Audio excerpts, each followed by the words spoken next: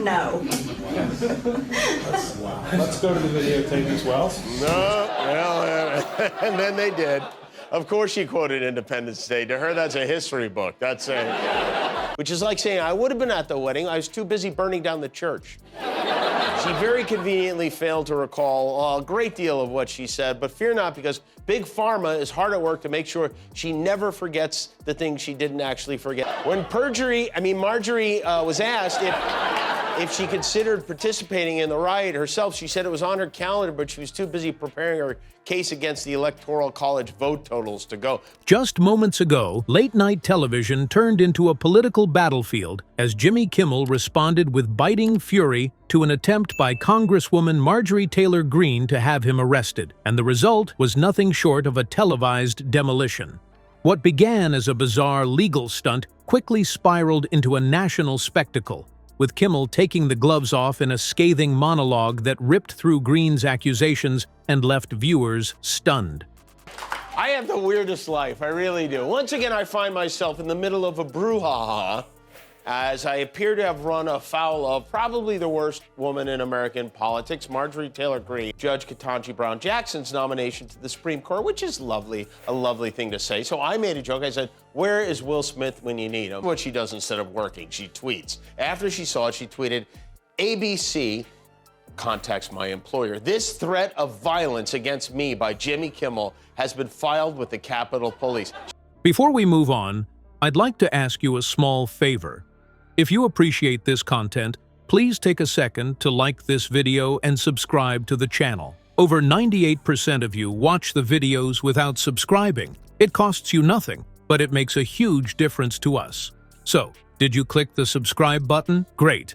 Thank you so much. Now, back to the video. This threat of violence against me by Jimmy Kimmel has been filed with the Capitol Police. By the way, if she's gonna report me to the police, if that's how she wants to play it, I'll report you right back. And I won't go to the police, I'll go to the Justice League, okay? Dear, I'm writing about a woman who might be a supervillain.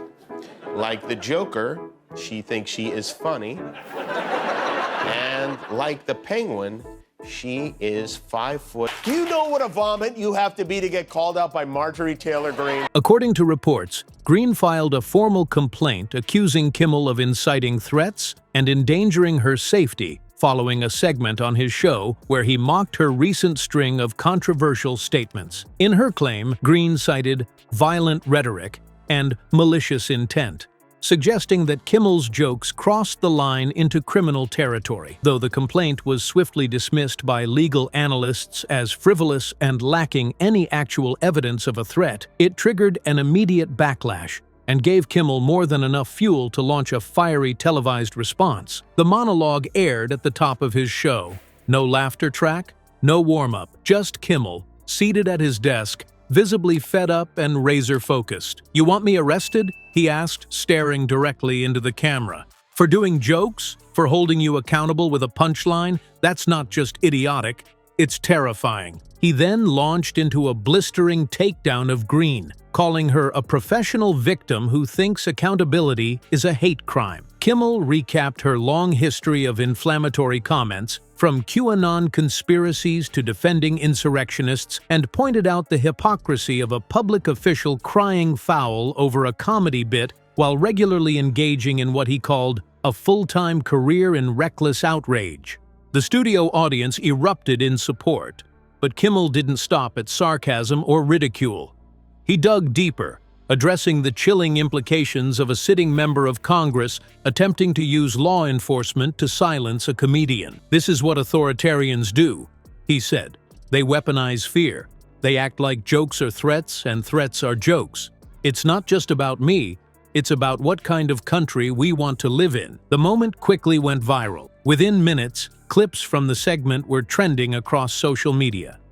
Hashtags like #Kimmel versus MTG and #Free Speech Fight began flooding Twitter and TikTok. Celebrities, journalists, and even some politicians chimed in. Many expressed concern over Greene's attempt to criminalize satire, while others praised Kimmel for standing up for free speech in an era where political power is increasingly being used to silence dissent.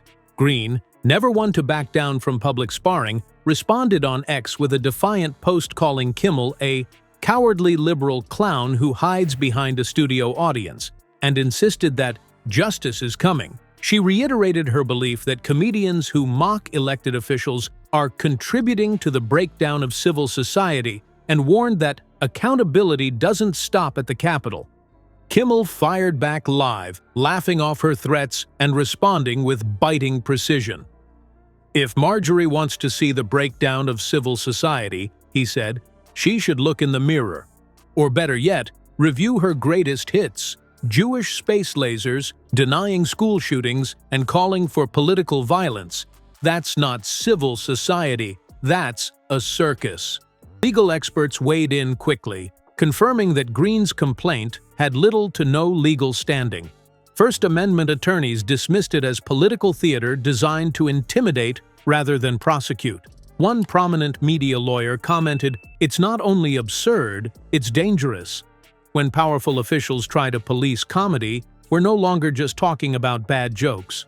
We're talking about a threat to democratic discourse. Political commentators noted the larger implications of the clash. Kimmel's takedown, while comedic, pointed to a real and growing issue: the weaponization of victimhood by powerful figures who seek to insulate themselves from criticism by framing it as harassment. By turning comedians and journalists into supposed aggressors, they deflect attention from their own extreme rhetoric while portraying themselves as targets. Behind the scenes, sources close to Kimmel's production team revealed that the show received a sharp uptick in threats and legal warnings over the past month, largely tied to episodes criticizing far-right lawmakers. Rather than back down, Kimmel reportedly doubled down on his commitment to using comedy as a form of resistance, telling staff that if they were going to be silenced, they'd go out with the truth and a punchline. Across the country, fans and supporters gathered online to voice their support. Memes flooded the internet, t-shirts began printing within hours, and even rival comedians voiced admiration for Kimmel's stand. Some recalled a similar moment in the early 2000s when Jon Stewart took on Tucker Carlson. But this, they argued, was different. This wasn't a media feud. This was a public battle over the right to criticize those in power and whether satire still had a place in a country increasingly divided along tribal lines. Critics of Greene pointed out the irony. In attempting to silence Kimmel, she had only amplified his voice. More people were now aware of her record, her rhetoric, and her attempts to silence dissent than ever before. And Kimmel, a late-night host once mostly focused on celebrity interviews and pop culture, had stepped firmly into the role of political commentator and advocate, not by choice, but by necessity.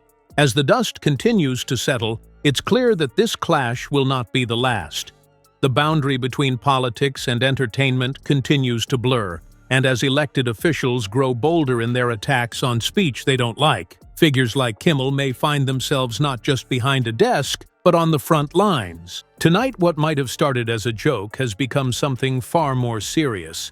It's no longer just about comedy, it's about whether speaking truth to power will remain legal or become punishable. And for now, Kimmel isn't backing down. He's laughing and fighting at the same time.